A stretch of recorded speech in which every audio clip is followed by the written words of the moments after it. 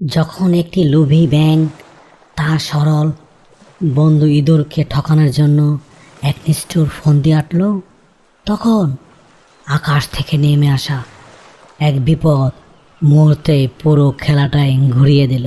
Hello বন্ধুরা, আজকের গল্পের নাম ইঁদুর ও লোভী ব্যাঙ। একটু বড়সড় এক জলাশয়ের পাশে চমৎকার একটা বন ছিল। সেই বনে বাস করত এক ছোট্ট ইঁদুর। সে ছিল ভীষণ পরিশ্রমী। সারাদিন সে বনে ঘুরে ঘুরে মিষ্টি আলু, পাকা ফল আর শস্যদানা সংগ্রহ করত। আর সেই জলাশয়ের ভেতরেই বাস করত একটা বড় কালো ব্যাঙ। ব্যাঙটা ছিল অলস আর প্রচণ্ড লোভী। নিজে খাইতে চাইতো না, কিন্তু সবসময় ভালো ভালো খাবার দাবার এর ধান্দা করত। একদিন জলাশয়ের পাড়ে ইঁদুর আর ব্যাঙের দেখা হলো। ব্যাঙ মিষ্টি মিষ্টি কথা বলে ইঁদুরের সাথে বন্ধুত্ব জমিয়ে ফেলল। সে বলল, বন্ধু ইঁদুর, আমরা তো একই এলাকায় থাকি, চলো না আমরা একটা চুক্তি করি। আমরা দুজনে মিলেই খাবার দাবার খুঁজব, তারপর যা পাবো তা সমান দুই ভাগে ভাগ করে নেব। এতে আমাদের দুজনের কষ্ট কম হবে। সরল ইঁদুর ব্যাঙের মিষ্টি কথায় ভুলে গেল। সে ভাবল, বাহ, একা একা কাজ করার চেয়ে বন্ধুকে সাথে নিয়ে কাজ করা তো অনেক ভালো। সে আনন্দের সাথে রাজি হয়ে গেল। ইঁদুরটি বলল, ঠিক আছে বন্ধু ব্যাঙ, কাল সকাল থেকে আমরা একসাথে কাজ শুরু করব। পরদিন সকাল হতেই ইঁদুর তার বন্ধু ব্যাঙকে ডাকতে গেল, কিন্তু ব্যাঙ ছিল ভারী অলস। সে হাই তুলতে তুলতে বলল, বন্ধু, আজ আমার শরীরটা কেমন যেন ম্যাচ ম্যাচ করছে। তুমি বরং ডাঙ্গার খাবারগুলো সংগ্রহ করো, আমি জলের ভেতর থেকে কিছু খাবার জোগাড় করার চেষ্টা করছি। ইঁদুর একাই বনে চলে গেল। সে রোদে পড়ে মাথার ঘাম পায়ে ফেলে চমৎকার কিছু পাকা ফল আর দানাশস্য সংগ্রহ করে নিয়ে এলো। আর ব্যাঙ আর কি করবে, সে অলসভাবে পানির নিচে শুয়ে ঘুমাচ্ছিল।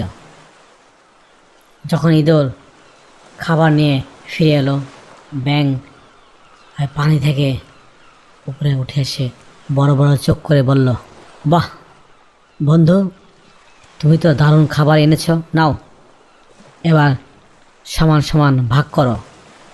ইঁদুরটা সরল মনে খাবারটা সমান ভাগে ভাগ করল।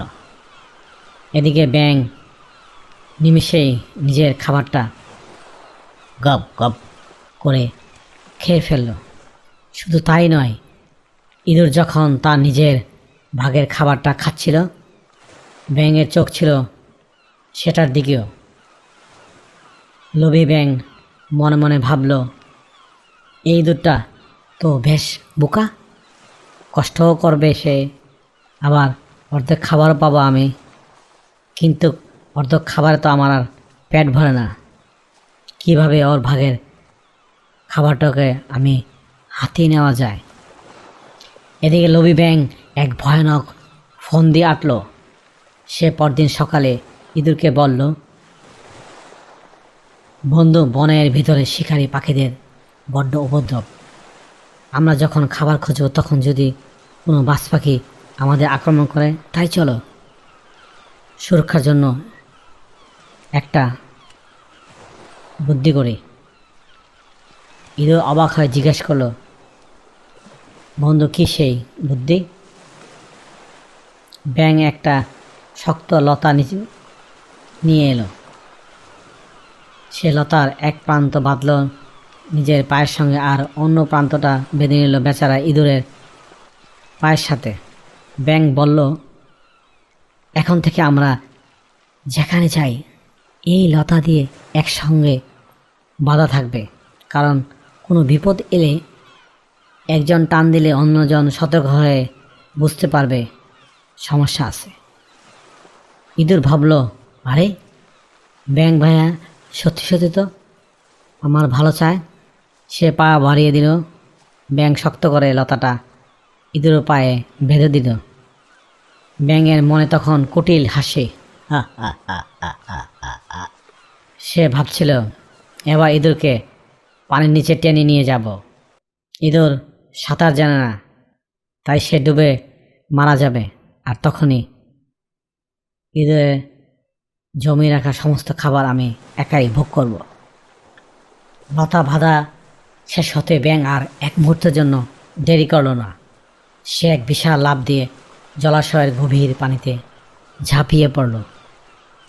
হঠাৎ ঝাপাস করে এক শব্দ হল। হঠাৎ টানে বেচারা ইঁদুর ছিটকে গিয়ে পড়ল পানির কিনারায়। সে চিৎকার করে বলল, ওহে বন্ধু, এ কী করছো? আমি তো সাঁতার জানি না, আমাকে উপরে তোলো, আমি ডুবে যাচ্ছি। কিন্তু লোভী ব্যাঙের মনে তখন দয়ার লেশ মাত্র নেই। সে ইঁদুরের চিৎকার পাত্তাই দিল না। সে ইঁদুরকে আরও গভীরে টেনে নিয়ে যেতে লাগলো। এদিকে ইঁদুর বাঁচার জন্য পানিতে হাত পা ছুটতে লাগলো আর ছটপট ছটপট করতে লাগলো। ঠিক তখনই আকাশের উপর দিয়ে উড়ে যাচ্ছিল এক মস্ত বড় বাজ পাখি। তার তীক্ষ্ণ নজর গিয়ে পড়ল জলাশয়ের উপরে।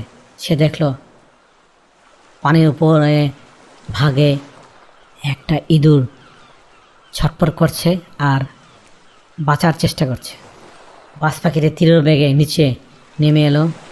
তার বিশাল আর ধারালো নখ দিয়ে সে এক ঝাপটায় ইঁদুরটাকে শূন্যে ছিনিয়ে নিল। হ্যালো বন্ধুরা, গল্পটা কিন্তু এখানে শেষ না।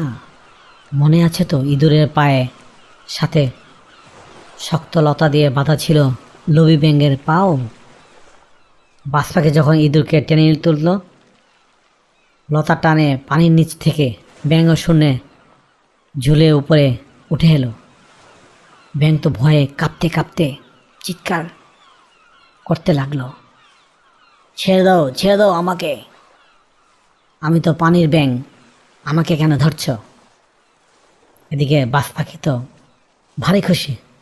সে মনে মনে ভাবল, বাহ, আজ তো এক শিকারে দুই শিকার মিলল।